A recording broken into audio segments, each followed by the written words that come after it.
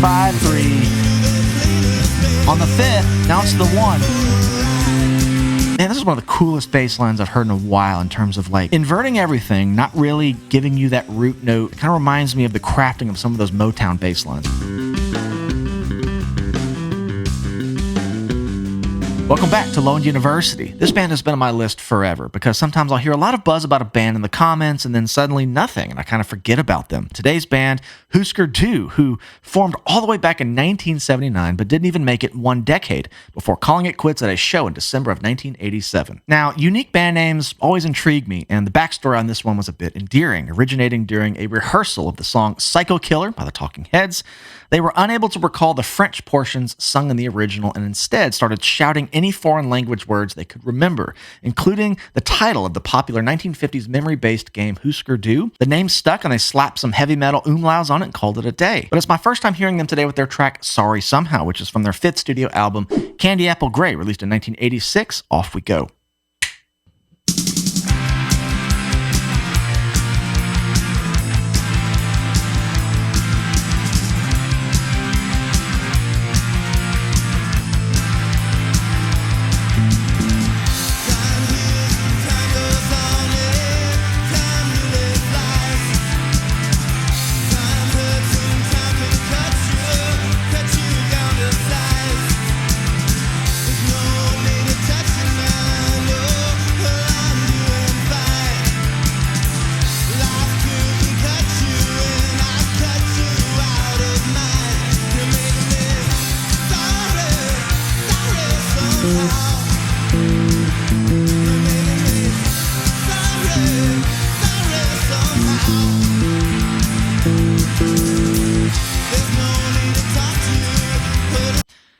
Nothing more cool than a bass line that has its own independent story going on. I mean, it's very detached from everything else, and I think the vocals and guitar can be quite basic in comparison. The bass is really doing a lot of moving here.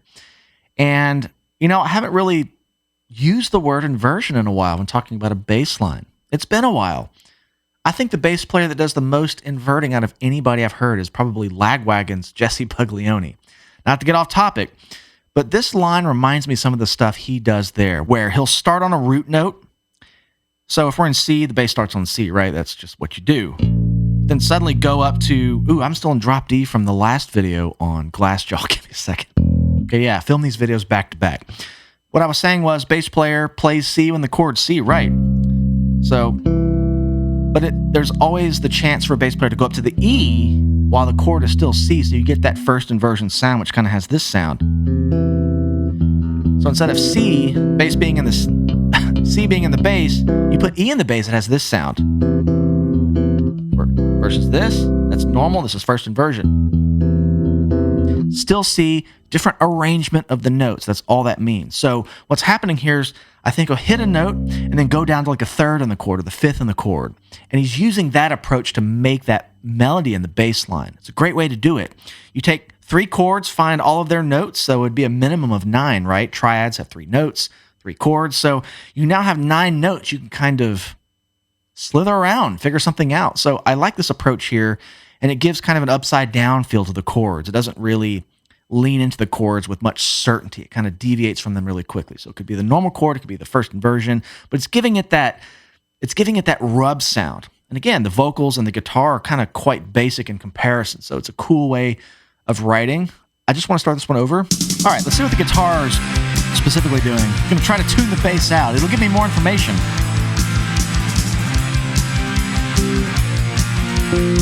Okay, C, B flat major down to A minor. That's kind of weird.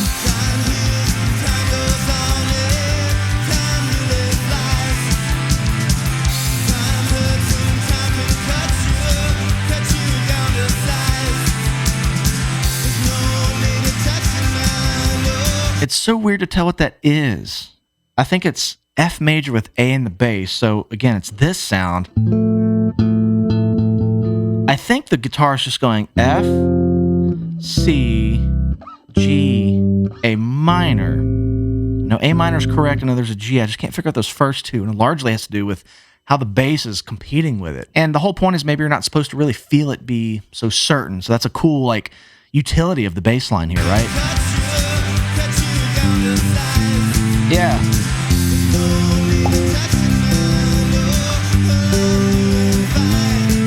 You can hear how I'm fighting with the bass line as I try to play those chords. Okay.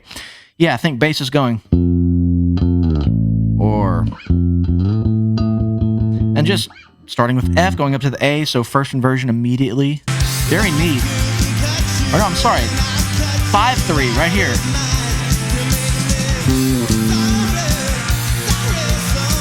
This is back to this part. Bass is doing some fifths there. And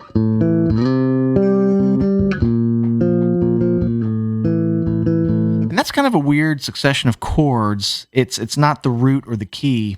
It's not the root of the key, C, B flat. B flat and C major don't go in the same key. So I think we're just hearing F. So it's going 5, 4, 3. So it kind of makes you think it's in C major.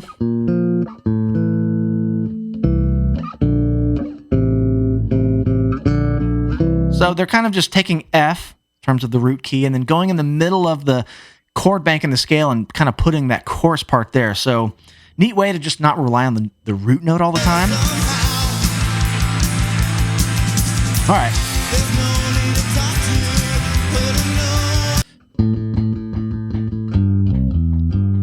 Yeah, just traversing all those triads.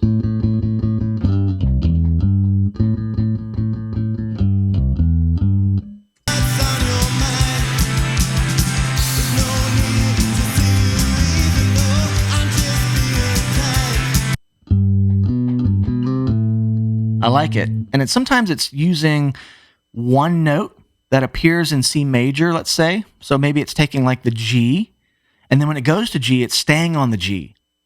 So it's linking them together so interestingly, like so efficiently.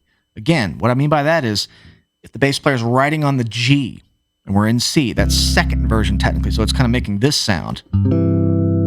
That's technically another C major just with G in the bass because we have normal, we have first inversion, we have second inversion. Everything on top here I've been playing the exact same. That's the C major. That's like the guitar part, right? So we have no inversion, first inversion, second. So the bass sometimes will go up to the G while the chord's on C, but then the next chord will be a G. So then it goes from the fifth of the previous chord to the root of the next chord. So it just rides on that G. I think that's what's happening here because it has this kind of...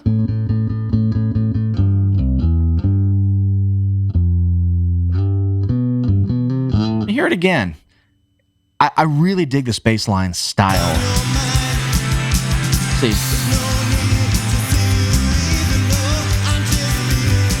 Yeah. Fifth on C, then lands on the root, goes up to the third there. So now it's kind of inverting that G chord. And I'm being really hyperbolic, I guess, when I say it's inverting the chord every time. I'm just talking about where the bass line lands within the chord the guitar's playing. And it's not always the root note. Root notes sometimes are the best bass lines ever. Sometimes they can be a little boring. This is kind of a case of really making it something new and completely different. Okay.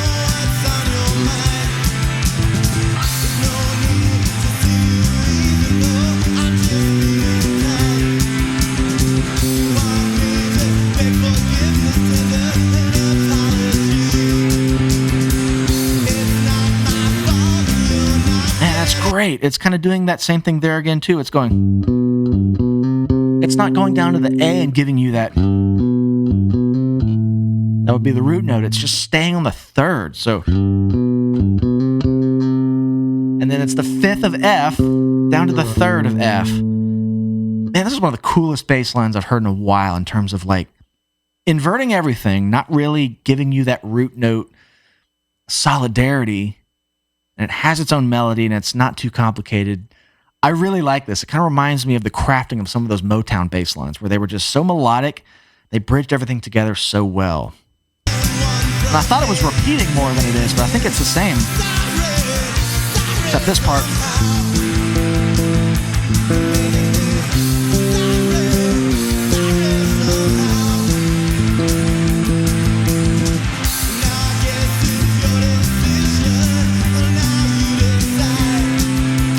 5-3. On the fifth, now it's the 1.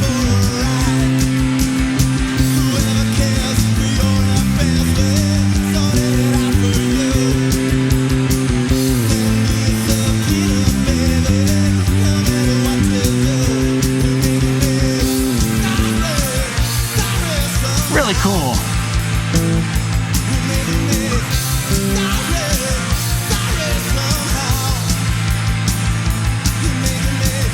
Can you hear that organ? I don't know if it's creep again. Was it always there? I don't know, but it's helping to kind of solidify what's happening when the bass is. There's a lot of misdirection in that bass line. Man, I just like that melody. I'm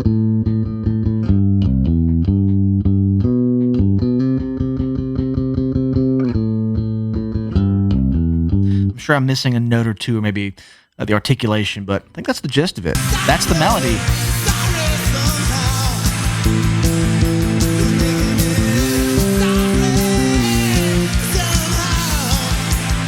Sorry somehow.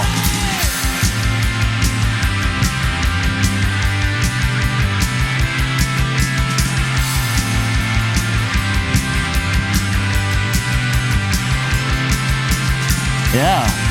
Inversions galore.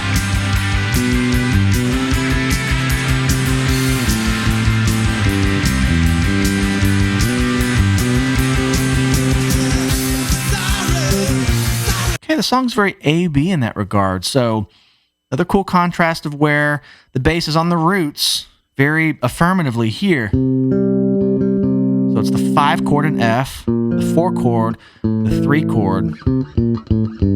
That's the scale we're going down. It doesn't really give you that resolve going down to F. You don't hear.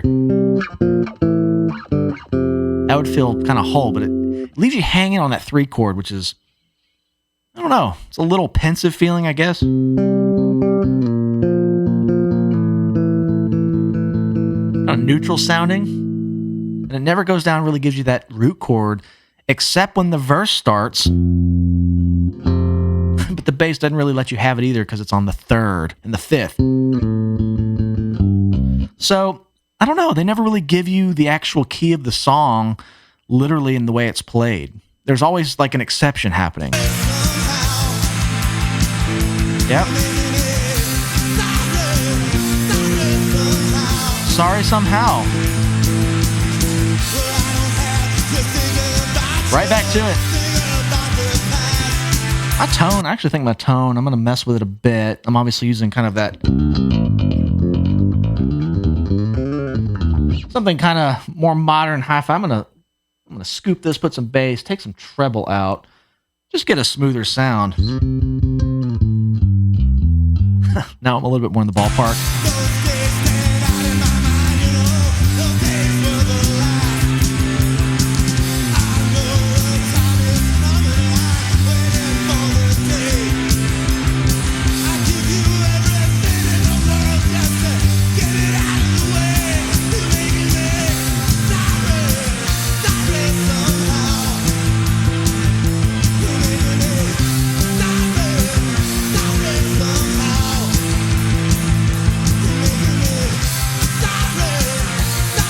Double chorus.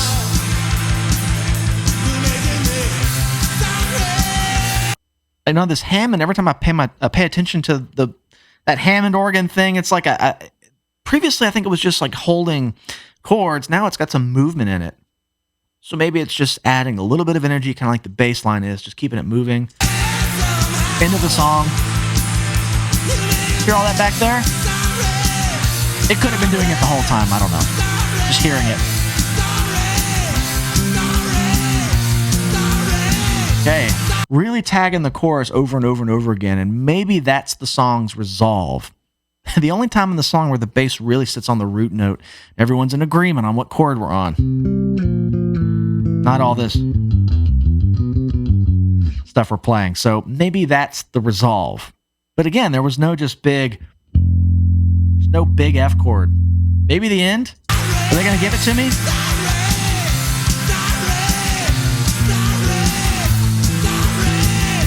Probably not.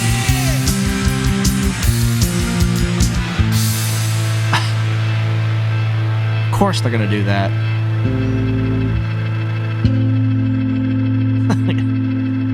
Makes you think it's an A minor. They just didn't go back down to the... That's what I wanted. Just give me the F. So when I was reading a bit about how Hüsker Dü, I almost said Hüsker Dü. I thought it was Hüsker Dü. I had to really look up the pronunciation. Hüsker Dü.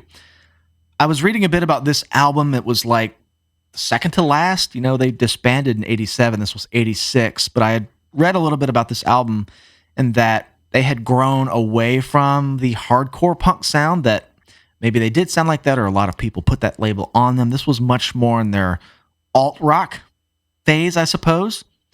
So, reading about their name and them wanting to distance themselves from the hardcore punk label was kind of a concerted effort. But I'm curious to know what that sounds like, because this sounds nothing like it. Very melodic. I could see the vocals maybe getting a bit more intense, but musically this was really cool. This was really about the bass line on this one. Very interesting bass line, and it didn't really land on the root notes you wanted to feel. That's why the guitar part was almost just there for a backdrop to be against the bass. So, cool bass line. I haven't heard one like that in a while. Hüsker Dü would love to come back. Let me know what other cool bass lines this band might have. Thanks to all of you who have requested them. It's probably been a year or two since I've really seen a request for the band, every now and then, but I'm digging back in the archives on the old lists, making these bands happen. But thank you guys for hanging out with me today. If you'd like to support the channel further, Patreon's the best place to do it. I do full album breakdowns every month. I have bass lessons, music theory lessons, courses, a great community. We do live streams now. Come hang out with us. Make sure you subscribe to the YouTube channel. I love you all. We'll see you in the next one.